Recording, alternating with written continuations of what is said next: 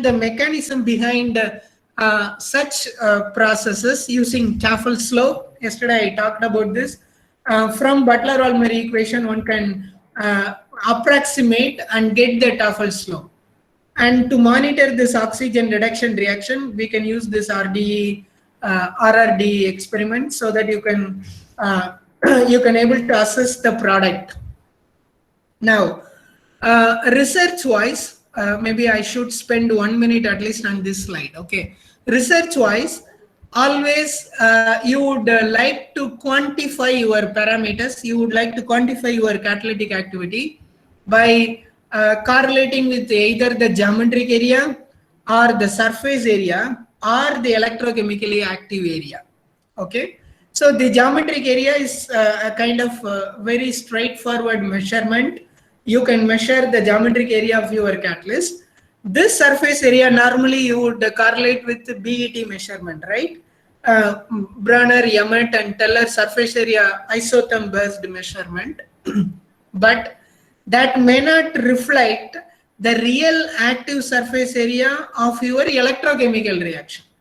So for electrochemical reactions, you need to always correlate your catalytic parameter with electrochemically active surface area. How do you measure such electrochemically active surface area? You can either use such kind of peak in cyclic voltammetry so that you can directly integrate the peak, measure the charge. What I showed in the during discussion of cyclic voltammetry, you can measure the charge under this peak and you can able to measure the electrochemically active surface area. The closest parameter one can use to determine the activity of the catalyst is turnover frequency. Okay, there are formulas one can use to determine this turnover frequency. Okay, so this is what I was talking about, the thermodynamics behind the water splitting reaction. So OER, the potential is roughly about 1.23 volt, and for HER, which occurs at 0 volt. So overall, this is the value you would get for a water splitting reaction, and delta G value one can determine is about 237 kilojoules per mole. Okay, I'll skip some of the basic fundamentals. So this is where from Butler-Ulmer expression, one can get the linearized regime, very small linear relationship between current and potential. You would end up with a Tafel slope. Tafel equation, which is eta is equal to A plus B log I. Nowadays, people use this Tafel slope as a criteria to assess the catalytic material for many different applications like OER, HER and ORR. But please remember, this Tafel slope values have been derived to understand the mechanism behind hydrogen evolution reaction. Classically, they derived this Tafel slope relation. They made a Tafel measurement to understand the mechanism behind electrochemical reaction. It do not describe about catalytic activity. Please understand. Okay. Now, what are the mechanisms? One can get Walmer. Maybe I'm not sure whether I have. Yes, one can understand Walmer mechanism, where adsorption of hydrogen is a rate limiting step, or we have Walmer-Hajrowski mechanism, where the interaction between adsorbed hydrogen atom would be the rate limiting step, etc. Okay, so such kind of mechanistic information one would get from this Tafel slope measurement. But I do see a lot of reports now. They say that if you have a Tafel slope less value, it's a good catalytic material. It's not so. Anyway, we can argue about this. That can take a lot of time, but right now I want to cover some of the basic concepts. Now, whenever you talk of any electrocatalysis process, the Volcano plot becomes very, very critical. This is a plot between current density versus the bond strength between the adsorbate and adsorbent, the hydrogen adsorption to metal, for example.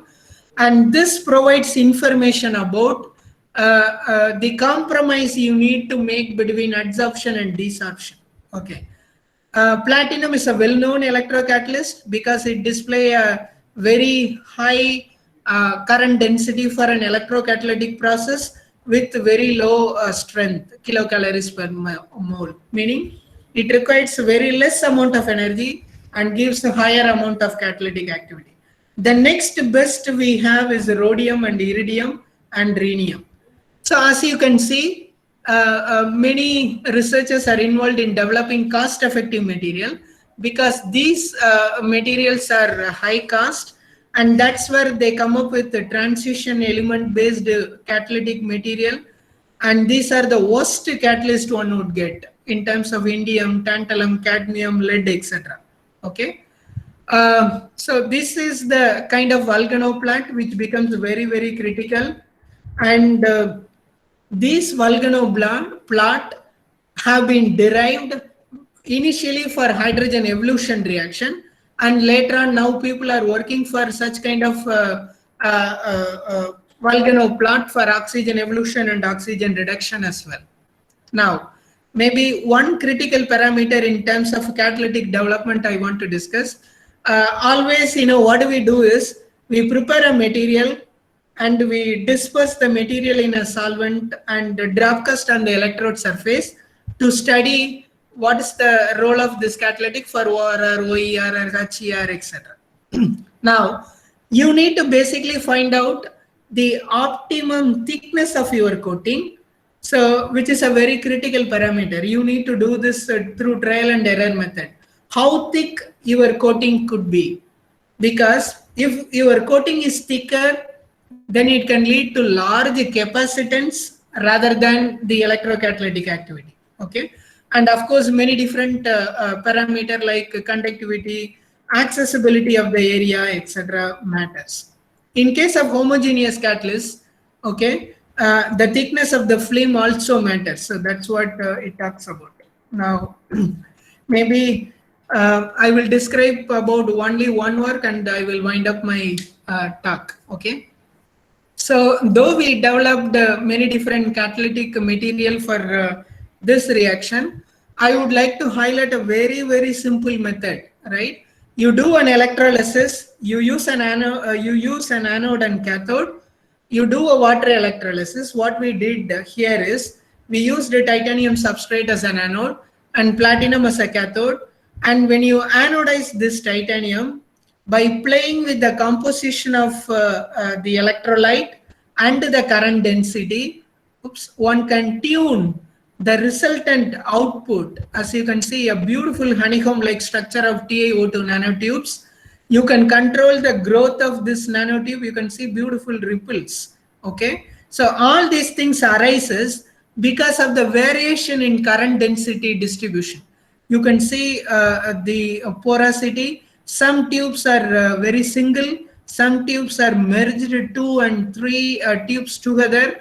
All these things could be understood through fundamental understanding of how the current density distributed during the anodization process, and also one can control the growth in terms of length and diameter, porosity of the tubes, etc. So that this could be used directly to water splitting reaction. This is just electrocatalytic I am talking about. Since it is a titanium based material, one can also look at photoelectrochemical concept. One of my colleagues, Dr. Satish, will talk about this maybe tomorrow, the photoelectrocatalytic effect, right? So the moment you shine a sunlight onto this material, you can tune the band gap so that you can matches with the energy level of the water splitting reaction. Okay, so that's about photocatalytic. Rather than photocatalytic, even by applying the voltage itself, you can play around by tuning the band gap simply by applying a potential. So you can see that the oxygen evolution is enhanced by about 40-fold, and similarly by hydrogen evolution is enhanced about 100-fold compared to the normal catalysis. Okay. Similarly, we also prepared graphene quantum dots where you can introduce nitrogen doping into this graphene quantum dot, and you can couple with the transition elements like cobalt. Why I showed this work is Remember, I mentioned that transition materials are a kind of lethargic catalysis, mainly for hydrogen evolution and oxygen evolution reaction.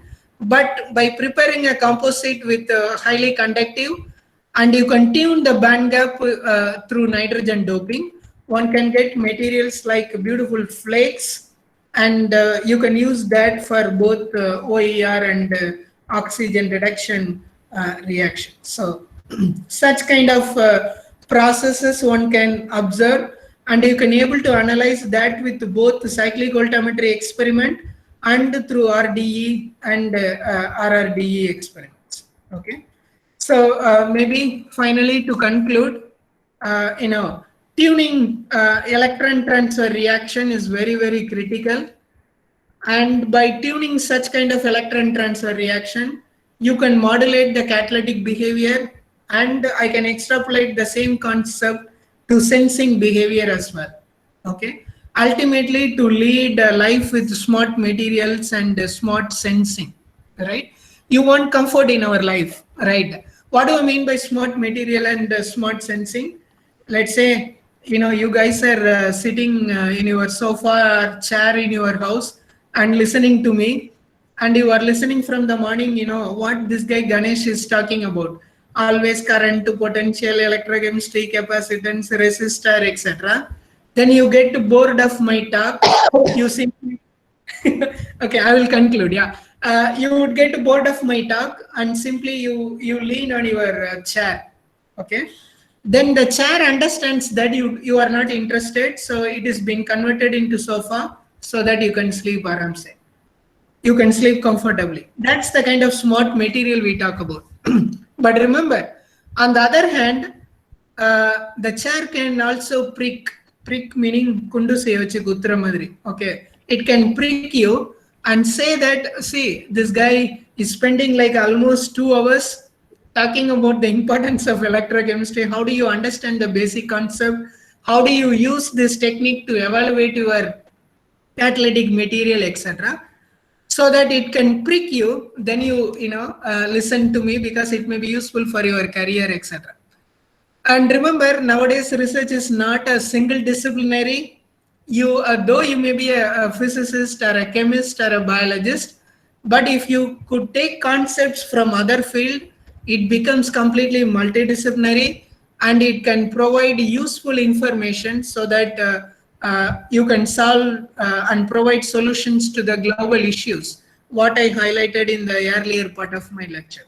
So essentially, you need a multidisciplinary group effort. So finally, thank you all for your patience listening, and I would be happy to answer any queries or question you may have.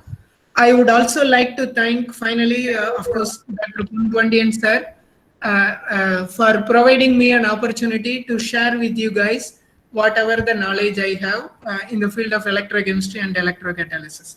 So thank you very much. I'd be happy to answer any queries you have. Thank you, sir. Thank you for your wonderful lecture. Maybe there are some questions already there in the chat box. Okay, I'll come out of my presentation so that please, okay, so that I can directly.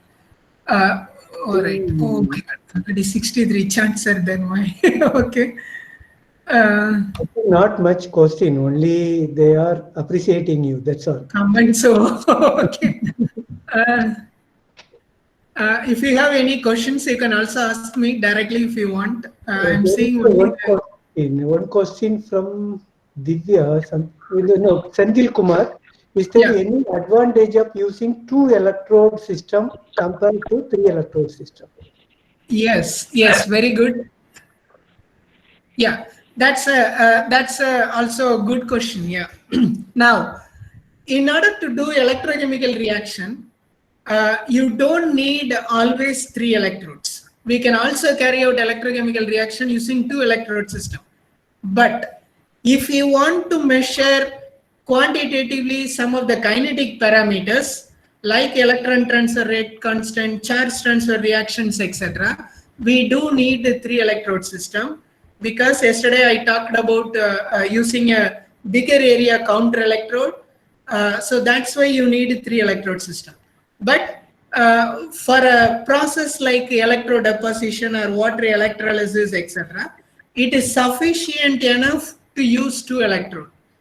Okay, in case of such arrangement, let's say if you want to do anodization process, you connect the working electrode to anode and you can short circuit reference and counter electrode to the cathode. So that's why you can move, that's where you can move from 2 electrode to 3 electrode systems. I hope that answers your question. Yeah. One more question, whether it's possible to combine both biocatalysis and electrocatalysis for the catalytic activity. Yes, beautiful. Yes. Let's say, for example, I want to monitor a enzymatic reaction in case of biocatalysis. Okay. The enzyme will have its own E half or E naught value. So, suppose if you apply a potential along with that E half value of the enzyme, you can maximize, you can accelerate the enzymatic reaction. So you can maximize the activity. So always the coupled system of potential like electrocatalysis and biocatalysis, rather you can say bioelectrochemical catalysis, would provide an accelerated catalytic reaction, so that you can tune the electron transfer reaction. Rather, you would get a higher catalytic activity. Yes, combining both will give you better catalytic activity. Okay, one more question is the stability of biocatalyst over heterogeneous catalyst. Yes, good question. Yeah. So when I say this again, bioelectrochemical catalysis, biocatalysts are known to be highly unstable because it depends on the temperature, it depends on the pH. The biomolecules would become inactive, and maybe the turnover frequency is very less. Over the period of time, the biomolecules undergo fouling, so the stability is rather poor in case of biomolecule. But when you combine with the electrocatalysis, you can enhance the stability by applying the potential, so that you can retain the activity of such biocatalysis. I can see you are also talking about heterogeneous catalysis. Yes, heterogeneous catalysts are always those catalysts always exhibit a high stability over biocatalysis. Okay. Okay, one more small question is, can you spell the plot name of ORR water splitting reaction? Say again, sir. Can you spell the plot name for ORR or water splitting reaction? Sorry, sir. Plot means sorry. She's meaning that the Tafel slope. That I think that she's meaning. Okay. So what is the? I mean, how do you plot ORR and HER? If I am right, that's the question. So. No, sir. Actually, yeah. Please ask. Yes, sir. You said some Volcano plat or some name, no? For platinum is having higher catalytic activity. The spelling of the plot name. Yeah, that is Volcano. VOLCANO. Volcano plot. I can type in the chat box if you want. This is the Volcano plot. This is nothing but the plot between current density versus the bond strength between adsorbent and adsorbate. For example, if you are monitoring a hydrogen evolution reaction, you want the metal to adsorb hydrogen at the same time. In order to evolve, in order to release hydrogen, it has to have a desorption also parallelly. So you need to make a compromise in the adsorption strength in terms of energy. So that's where the plot becomes very critical. You need to have a higher current density, at the same time lower metal hydrogen adsorption bond strength. That's where this plot becomes very, very critical. So this plot is Volcano plot. Remember, you can also refer a book called Bakris and Reddy, Modern Electrochemistry, Volume 2A and 2B by Bakris and Reddy. That book talks about this plot very well. But remember, this plot has been generated for hydrogen evolution reaction. Fundamentally, this is for hydrogen evolution reaction. But people have started adopting that concept to oxygen reduction, oxygen evolution reaction, etc. And there is a recent review paper that provides information about OER volcanoplot, which is very good. Okay, Okay. you can refer literature. Two more small questions. That's all. Why CV, GCD, and EAS studies are highly concentrated for energy storage devices? Why not DPV? Oh, good. Okay. Now, in case of energy storage and energy conversion applications, always you look for catalytic material. For example, suppose you prepare a material, okay, and you want to know how much energy can be stored in the material. So you want to measure capacitance, or in terms of battery, it is capacity. Okay, or voltage, what's the voltage range one can have? That's the kind of parameter you measure. Now, the techniques like cyclic voltammetry or charge discharge, impedance spectroscopy, etc., would provide a direct measurement of these values. On the other hand, differential pulse voltammetry could be used only to maximize the signal to noise ratio. In fact, those kind of pulse techniques are very well and widely used in sensor field, because in the case of sensor, you want to maximize the sensing signal and reduce the noise as lower as possible. Now, I highlighted during my talk that you can prepare the material. Let's say you can control the growth of your material in terms of size and shape using this pulse techniques. So that when you use such kind of DPV, you can control the growth. You want to grow only for a shorter time in the beginning, and next when you apply a pulse, the growth would be in a completely different direction and in different dimensions. So these kind of techniques are not widely used to analyze, or rather to answer your question straightforward, DPV is not used to analyze energy storage or conversion material, but it could be used to prepare such material. I hope Okay. that answers your question. Yeah. Okay. Yeah. There is another question. What's the latest state in water splitting? Very good. The latest state is people are still searching for an alternative viable material to efficiently get a higher amount of hydrogen and oxygen. Now, if you ask my personal opinion, I do not worry about the quantity of water and oxygen produced now. Suppose I would use this as a platform to discuss what happened maybe on October 3rd. Probably you guys would have heard about this Vaibhav summit. Our Honorable Prime Minister has inaugurated on October 2nd during Gandhi Jayanti's, he inaugurated Vaibhav summit. There we have provided, Government of India have taken an initiative to create a platform between discussion of NRI researchers with Indian researchers.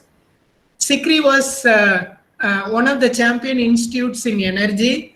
I was involved in, I was also one of the coordinator in conducting that event on sustainable mobility technology, okay, where we discussed about fuel cells, batteries, supercapacitor for e-mobility application. So what we discussed is, it is not about, in terms of just hydrogen, in terms of just water splitting reaction alone, I will discuss now. It is not about splitting water into hydrogen and oxygen alone. How do you store this hydrogen and oxygen to utilize as a fuel for e-mobility? Okay. As a student, if you ask me, you can use even a platinum electrode. Platinum will do all these three reactions, like oxygen evolution if you go in a positive regime, oxygen reduction if you go in a negative, and if you go even further negative potential, it would also liberate hydrogen. Okay, so just to play with the cost, we find an alternative material like carbon based or transition metal based material for these reactions. The latest invention in the field of water splitting is still searching for a material. I would rather personally say that, in my opinion, we need materials which can not only evolve hydrogen, but at the same time it can store, so that we can utilize that for e-mobility applications. I hope I am Okay, also sir, it talking. is already too late. It is 1:45 now. At I least think we you can guys are stop sitting. here. Yeah. Maybe let's thank Dr. Ganesh for his wonderful lecture on very basic starting. He has started from very basic fundamental from the electrochemistry. Now he is touched upon the water splitting. I hope all the participants enjoyed his lecture for yesterday and today. I hope some of the participants may start their own research in this field. Okay, with that much he has explained the basic to the current application. So you all enjoyed the lecture by Dr. Ganesh. I thank Dr. Ganesh for his effort to deliver a lecture yesterday and today. It's around, yes, today he has talked about more than 2 hours in this lecture. Okay. So I thank Dr. Ganesh for his wonderful lecture. I also thank all the participants for their patience, because they have stayed till now. Its time is almost 2 o'clock. Again, Dr. Ibrahim Ganesh is also joined. I think he's from ARCI. Yeah. Sir, yes, sir. Tomorrow I will be presenting, sir. Yeah, okay, sir. Thank you, sir. Okay, sir. Thank you, sir. Okay. Tomorrow he is going to deliver a lecture, another lecture in the morning. And maybe we conclude this session with this one. And again, we start the next session at 2:30 by Dr. P. Raghupati from Secri about the batteries. Okay. Maybe we can stop it here. We can leave it right now, and we can join again. Okay, sir. So thank you for the opportunity. Take care. Thank you, sir. Thank you so much. Bye, Thank bye. you, sir. Ibrahim, sir. We will see you tomorrow, sir. Yes. Thank you, sir. Thank you. If you would like to join in the afternoon session also, please welcome, sir. Sure, sir. Sure. I will see the timing and I will join. Sure. Okay. Sir Ganesh, sir, also please. This Ibrahim Ganesh. Sir. You also please join in the afternoon session. Yeah, sure, sir. Okay, sir. Thank you. Thank you. Thank you, sir. Thank you.